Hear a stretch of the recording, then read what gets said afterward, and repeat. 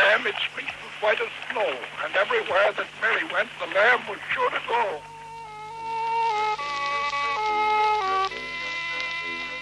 Cannon to right of them, cannon to left of them, cannon in front of them.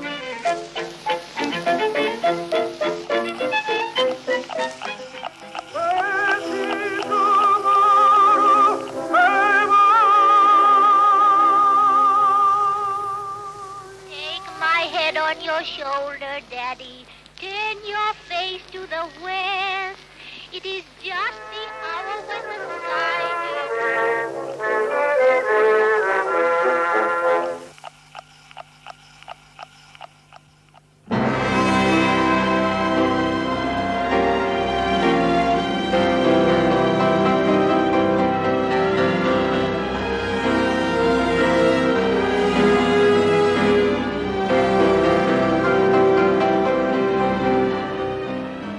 Recorded sound, like so many other things in life today, we tend to take totally for granted. There's nothing simpler, after all, than putting on a record or a cassette and reveling in the sound of the Vienna Philharmonic Orchestra, the London Symphony, Oscar Peterson, or the MJQ. Yet, a little over 100 years ago, all this would have been unthinkable. The idea of preserving sound has fascinated man right the way through history, usually the idea of preserving the sound of his own voice. The Chinese, for instance, believed 3,000 years ago that if you spoke into a wooden box and then quickly closed the lid, it would entrap your voice within the box, and whoever subsequently opened the lid would hear your dulcet tones emanating. And in a similar sort of way, the natives in Pacific Islands believed that since the sponge was so good at soaking up water, so it would also soak up sound. And many a fruitless hour was spent under the coconut trees experimenting with this useless system of sound recording. No, it wasn't until 1877 that a man called Thomas Alva Edison spoke the words of a nursery rhyme into a primitive machine and invented sound recording as we now know it. Well, very quickly after that, experiments continued, the industry expanded, and it wasn't long before every town and city had its own 19th century equivalent of the hi-fi shop. And in Plymouth, that shop was called Pengelly's. It was my great-uncle, Ernest Pengelly, who opened his gramophone shop in Plymouth way back in the 1890s. In those days, they weren't called gramophone shops. They were known as talking machine depots. And his shop looked probably something like this. He was a man to hedge his bets, and so he wouldn't have sold just gramophones and cylinders and records. He would have sold things like bicycles and perhaps gas lamps, the sort of old-fashioned ironmongers. It's very unlikely that he would have had an Edison tinfoil machine, though he may very well have had one as a sort of advertising gimmick. Let's go in and see.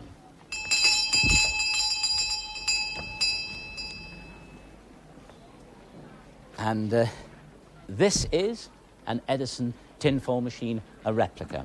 What you've got is a cylinder covered by tinfoil. In front here, a mouthpiece. You shouted in there. It excited the diaphragm. In turn, this steel point embedded in the tinfoil and recorded your voice. So there you are. Shout in, turn the handle to play back, reverse it, and this time use the mouthpiece just as a loudspeaker is used today. The very first words ever to be recorded and reproduced were made on a machine like this.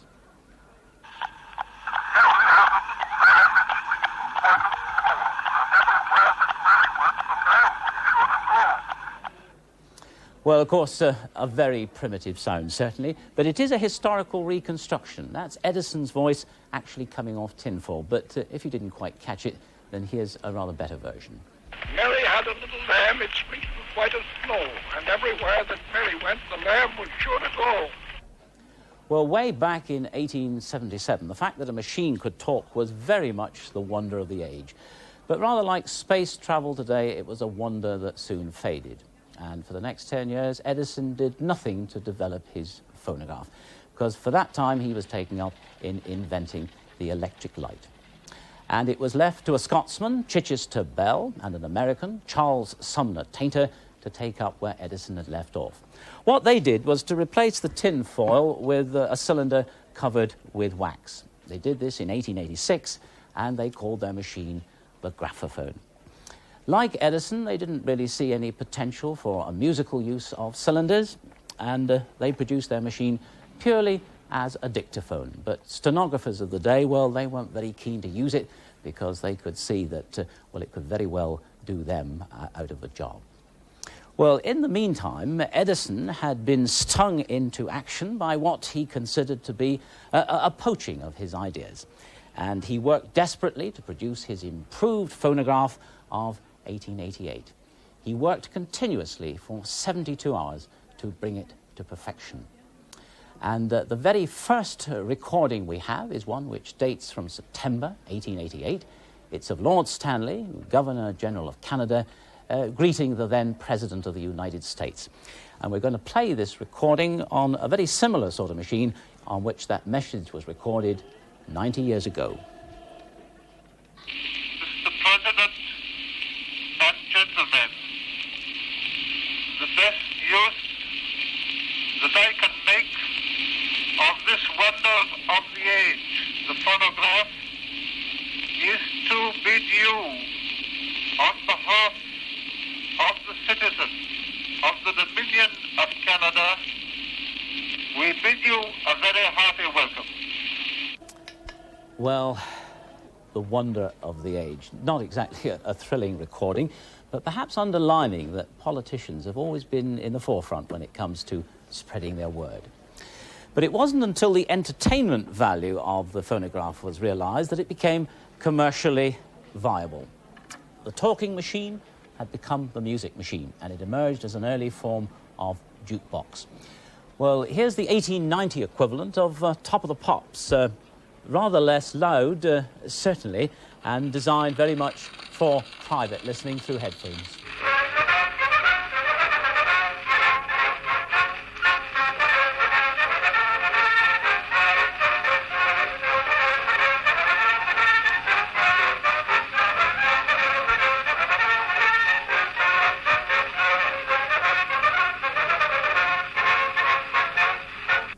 Well, Edison had shown the way.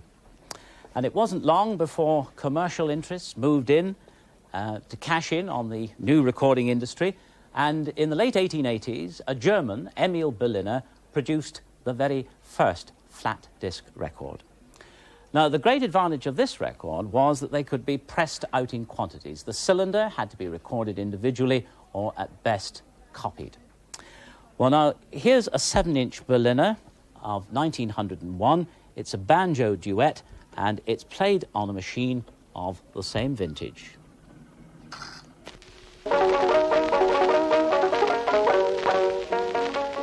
But while the seafront musicians were sharing their virtuosity, other more celebrated personalities were committing their voices to wax. People like Florence Nightingale. When I am no longer even a memory, just a name,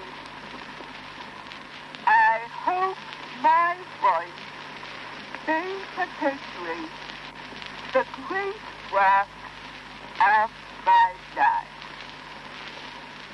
God bless my dear old comrades of Balaclava.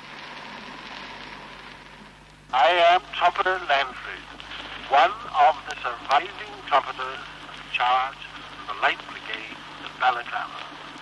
I am now going to sound the bugle that was sounded at Waterloo and sound the charge as was sounded at Balaclava on that very same bugle.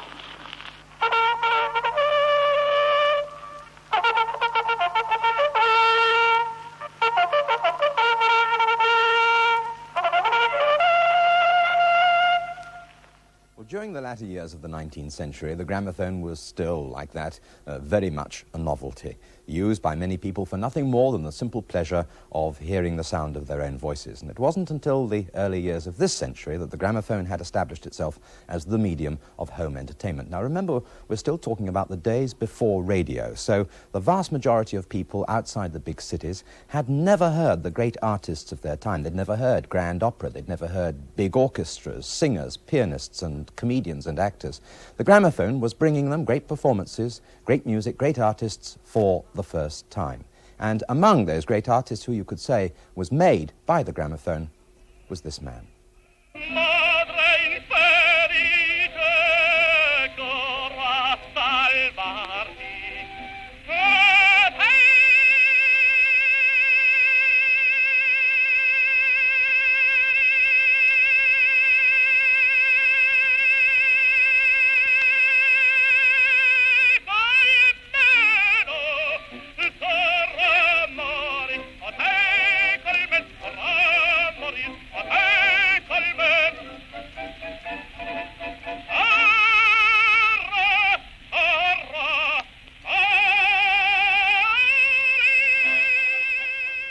One and only Enrico Caruso and that high C, and of course that was maintained. There's nothing faked about that recording, Joe, is there? There was no tape editing or splicing in those days. Unlike today, it didn't have the use of microphones, amplifiers. That's the pure force of Caruso's voice cutting into a wax. It's very much a more personal thing than the modern LP recordings of the day. I mean, it really is true to say that Caruso was made by the gramophone. Well, I think he made the gramophone and the gramophone made him.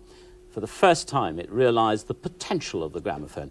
And one of those recordings was a sort of early demonstration disc. He made that in Milan in 1902.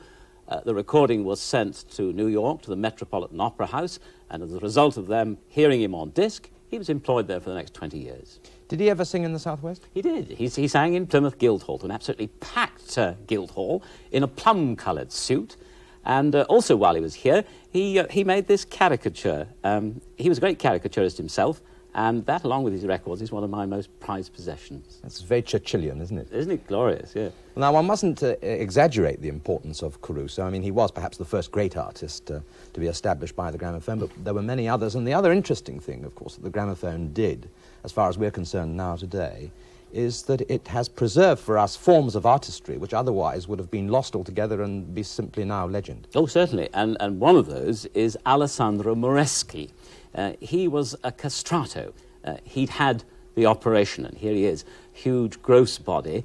And the only example we have of a castrato is an early 1902 recording of Moreschi.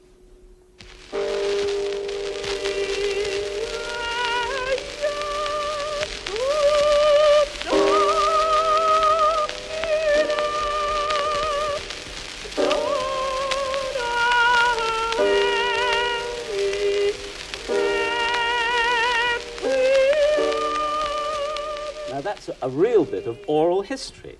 You can read about what the castrati sounded like, but only when you hear them do you get a real impression. Are you in their presence? Well, what sort of age would he have been when he made that? Oh, he was in his mid-40s and called the Angel of Rome. I find it difficult to accept that, but certainly this is how Italians accepted him. And he was the last of the castrati, was he not? Because soon afterwards the Pope issued an edict that never more was that to be done. Yeah, there was a certain scandal when the world realised that castrati were still being used. Then there was a papal edict, and we didn't hear of them very much after that. Well, that, of course, is now totally lost. And so, of course, are certain styles of playing and performing, which now, when we hear them, seem terribly exaggerated, don't they? Let's just hear an example from the stage. Once more under the breach, once more, dear friends, or close the wall up with our English dead. In peace, there's nothing so becomes a man as modest stillness and humility. But when the blast of war blows in our ears, then imitate the action of the tiger. Stiffen the sinews, summon up the blood, disguise fair nature with hard favored rage. Then lend the eye a terrible aspect, let it pry through the portage of the head like the brass cannon.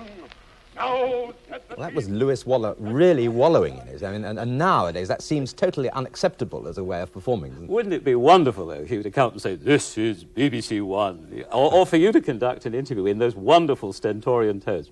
Completely out of touch today, I think. Well, now we move on technically, and Pengelly's talking machine depot in Plymouth has now become Pengelly's gramophone shop. Well, we've moved on from the 1890s. It's now 1920. My great-uncle has updated his shop. He's now got electric lighting instead of gas, and the cylinder machine has practically vanished from the scene. Everywhere, the flat disc has taken over. The French have taken an interest in the recording scene. Being French, they've done something rather different. They've decided that it would be more logical to start records in the centre and work outwards. Well, here's a Pathé Centre start of John McCormick. There's a dear little plant that grows in our isle. 'Twas St. Patrick himself sure that set it, and the sun on his labour with pleasure did smile, and with dew from his eye oft times wetted. It shines through the bog. Well, the French continued to do very strange things on records. They even produced this massive 20-inch disc. It didn't play any longer, it just played louder, and it revolved at 130 revolutions per minute. In Italy, the Italian companies were producing some wonderful operatic discs. Quality is what they were after, and they produced these wonderful phonotypia discs, which even now sound as beautiful as they look.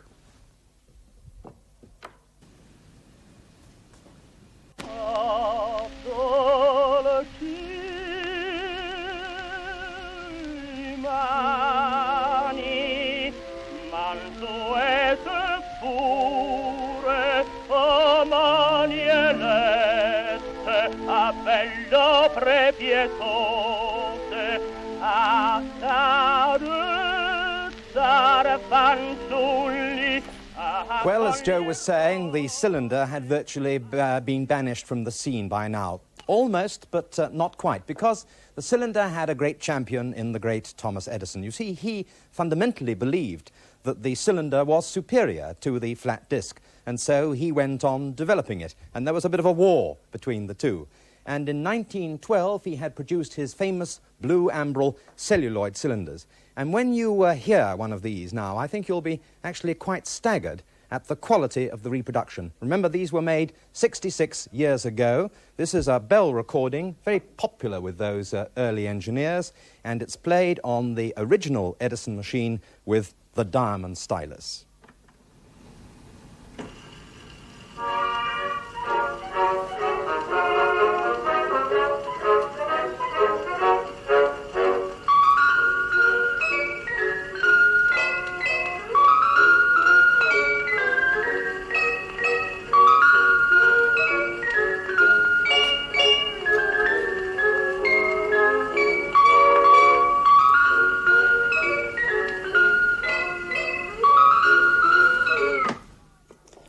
Well, fine as the cylinder was technically for all sorts of reasons, Edison had to succumb to commercial pressures, and he too had to design a flat disc machine. And he designed this diamond disc machine, a machine of considerable refinement for its day.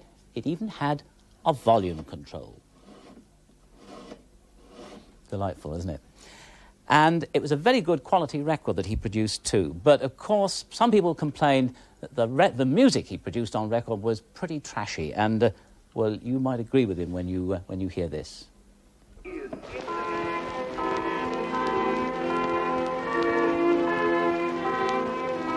Take my head on your shoulder, Daddy. Turn your face to the west.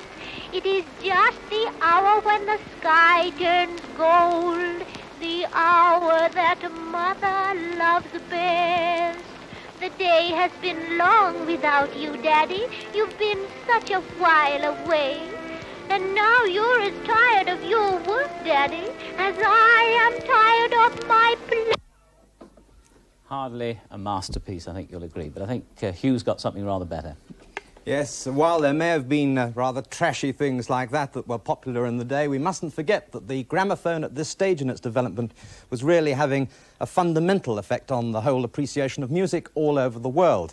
And the repertoire of music available on the gramophone record was expanding rapidly. Now, this is a recording of Schubert's beautiful B-flat trio. It was issued in 8 parts, and this is part 5. And it really is a very good recording of its time, and it's played here by the New York Trio.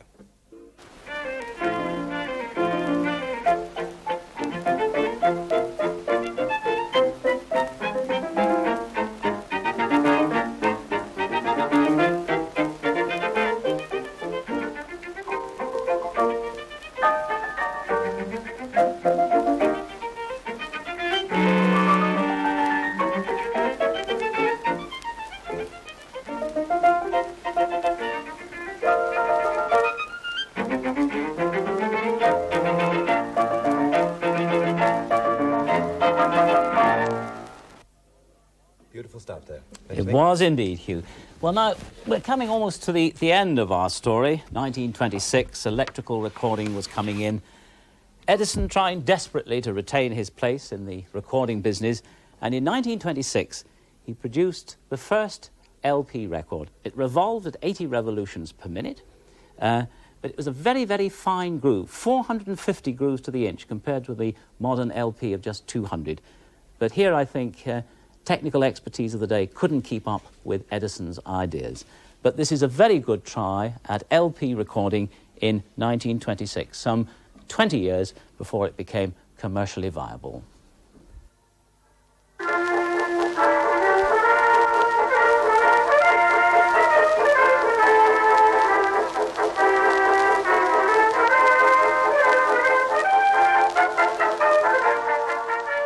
Long-playing record, which is really where we came in. In the last 40 years, there have been, of course, tremendous technical improvements since that, but the long player is still basically with us. We're still putting needles down on gramophone records and producing musical sounds. But where do we go from here? What happens in the next 100 years of recorded sound? With me now, one of this country's foremost audio journalists, Donald Aldous. Don, is the age of the gramophone record coming to an end? I don't think so, Hugh. I think the disc record, as we've known it for so long, will be with us for quite a number of years, mainly because the material that's available on disc is so great, and it is such a flexible system. It's cheap to produce in terms of pressing it out. So it is a very useful system and will remain with us. But having said that, the growth of the cassette, the Philips cassette system, which we have here, is so big that I think 50% of homes in this country have some form of cassette replay. So I think if you play that back on a really first-class machine, like this little portable one, a new one, with all the associated equipment, the quality is superb. Well, now, the cassette is fairly familiar, and as you say, a lot of people have them already. What's this other thing beside it? Well, this is the cassette? sort of oversized system of cassette, you know, the L cassette. And it is such a big improvement in terms of sound quality because it's twice the speed and twice the width of tape. So that is going to be really side by side, you think, with the gramophone record for the foreseeable future? So. People are going to use either tape or gramophone records, perhaps even both. Yes. I think if you play that type of cassette on that sort of machine, you've got sound quality of superb quality. And this is made possible, really, by microcircuitry. Yes, I would say that the use of the valve, with which some people will be familiar if they can go back far enough, has in fact been taken over today. We're in the age of the microcircuit. This is a silicon chip which contains 1,200 transistors, the equivalent of about 1,000 valves. So you've obviously reduced the physical size of the system and the overall quality. But now, there are technical revolutions going on in home entertainment, are there not? One of them involves a laser beam, of all things. Yes, indeed. The laser system that we're talking about is the PCM again, which is the system which is used in this player you have here, in which there is no physical contact with the groove at all. Sorry, PCM leaves... Pulse code, modulation. So it's really putting the music in a code form. Yes, it is a sort of Morse code, digital audio, you can call it, because instead of the conventional waveform of the ordinary gramophone record, you have a series of pits which are reproduced by this beam that's reflected from them.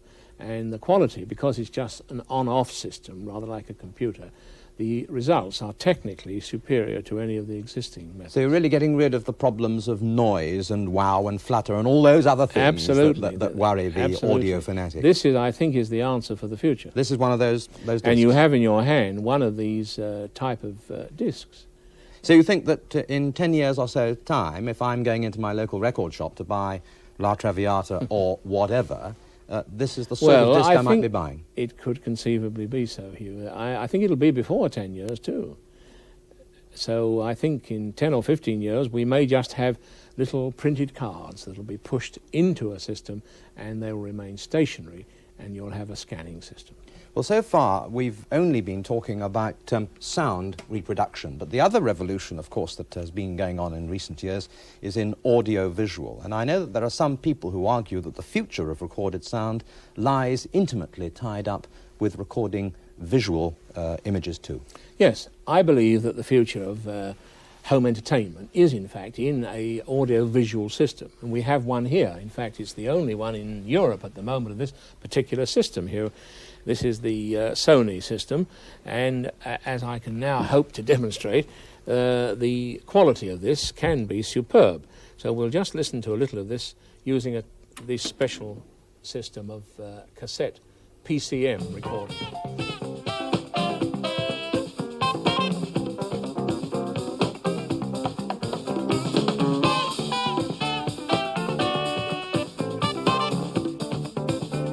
You saw the waveform on the screen there. Now, what we'll do now, we can come to the video side of the thing as well, and we'll put in the cassette showing the visual image as well. Now, before we actually do that, can I just clear up one thing myself? Now, this system means that you have got, in one place, a first-class audio tape recorder. Right. If you want to record a pop concert or something. A dream tape recorder of very, very high quality. Right. And you've also got, at the same time, a video tape recorder. That's right. So it's providing two functions within one unit. That's right. We'll listen to a playback now of the entire system. If you bring the sound up.